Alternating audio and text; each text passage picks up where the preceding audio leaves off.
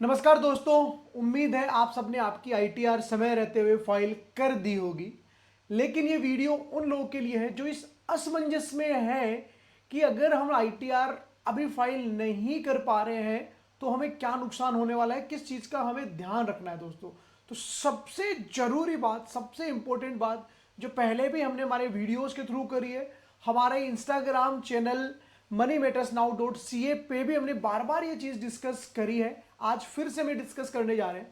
तो दोस्तों, अगर आपके केस में ऐसा है कि आप आज 31 जुलाई को रिटर्न नहीं भर पा रहे हो, कोई भी कारण हो सकता है कि आपका टैक्स पे बन रहा है लेकिन अभी आपके पास हो सकता है लिक्विडिटी प्रॉब्लम हो, या पूरी कैलकुलेशन आप अभी नहीं कर पा रहे हो, किसी भी रीजन की वजह से, जेन्युइन रीजन किसी के भी साथ हो सकता है दोस्तों। लेकिन आपको एक छोटा सा काम जरूर करना है, ये आइडेंटिफाई करना है कि क्या आपको ओल्ड रिजीम में ज्यादा फायदा हो रहा है, टैक्स आपका ज्यादा बन रहा है। अगर हाँ, तो ये वीडियो आपके लिए है दोस्तों। अदरवाइज आप चाहो तो ये वीडियो यहीं स्किप कर सकते हो। तो अगर आपका ओल्ड रिजीम में ज्यादा टैक्स बच रहा है, मतलब कम टैक्स लायबिलिटी आ रही है आपकी ओल्ड रिजीम में, और अगर आपकी बिजनेस इनकम है, तो एक काम आप सबसे पहले कर दो दोस्तों।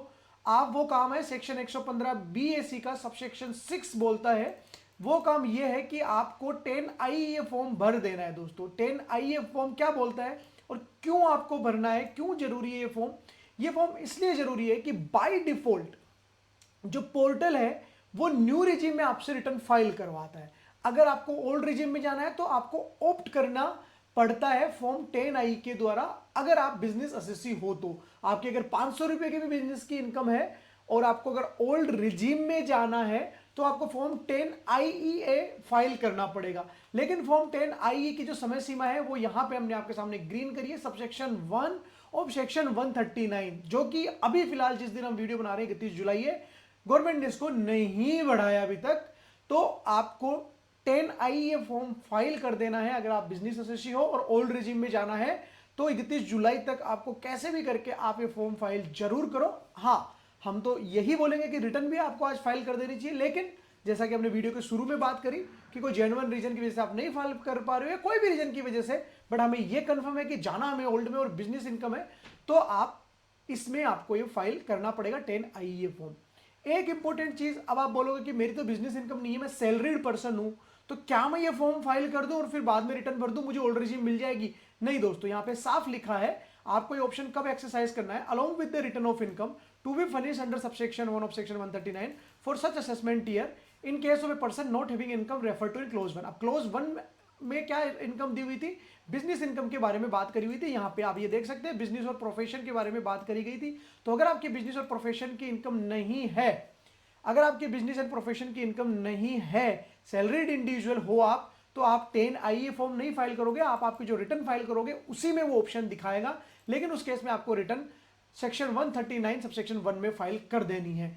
एक और इंपॉर्टेंट बात जो हम शायद मिस करने वाले थे, लेकिन अभी मेरे कलीग ने मेरे को बताया इशारा करके कि अगर आपका F&O में आपने कुछ काम किया है, जी हाँ, अगर F&O में आपने सेल परचेज की है, चाहे आपका प्रॉफिट हो चाहे लॉस हो दोस्तों, तो F&O की इनकम हमेशा नॉर्मल बिजनेस कंसीडर्ड की जाती है। तो आपको ध्यान रखना है कि उस केस में आपकी बिजनेस की आईटीआर जाएगी, भले ही आपकी सैलरी की भी इनकम हो। और अगर आप अभी रिटर्न नहीं फाइल कर पा रहे और आपको लगता है ओल्ड रिजीम इज बेनिफिशियल, तो 10IE फॉर्म आप 31 जुलाई से पहले भर दे। लेकिन एक और इंपॉर्टेंट बात यहां है, अगर आप एक बार 10IE फॉर्म भर दोगे, वापस उसको विड्रॉ नहीं करा सकते हो। कोई रिवाइज का ऑप्शन नहीं है, ना विड्रॉ करने का ऑप्शन है पर्टिकुलर इस फाइनेंशियल ईयर के लिए दोस्तों। तो आपको चेक करते हुए कि हाँ भाई कंफर्म हूं मैं, ओल्ड ही मेरे लिए बेनिफिशियल है, बिजनेस इनकम है, तो 10IE आप आज भर दो। अदरवाइज आपको ये फॉर्म भरने की फिर जरूरत नहीं है दोस्तों। और अगर आप सैलरीड इंडिविजुअल हो तो उस केस में तो आपको 139 सबसेक्शन 1 की जो ड्यू डेट है उससे पहले रिटर्न भरना जरूरी है अगर ओल्ड रिजीम में जाना है। अदरवाइज तो आपके लिए न्यू रिजीम ही रहने वाली है। नुकसान पुराने वीडियो में हमने आपको बताया है कि क्या नुकसान इसके हो सकते हैं दोस्तों। तो अगर आपको ये जानकारी पसंद आई, उस जानकारी से आपको लगता है कि आपका टैक्स बचने वाला है, तो प्लीज इस वीडियो को लाइक करें और ज्यादा से ज्यादा लोगों के साथ शेयर करना ना भूलें। Thank you.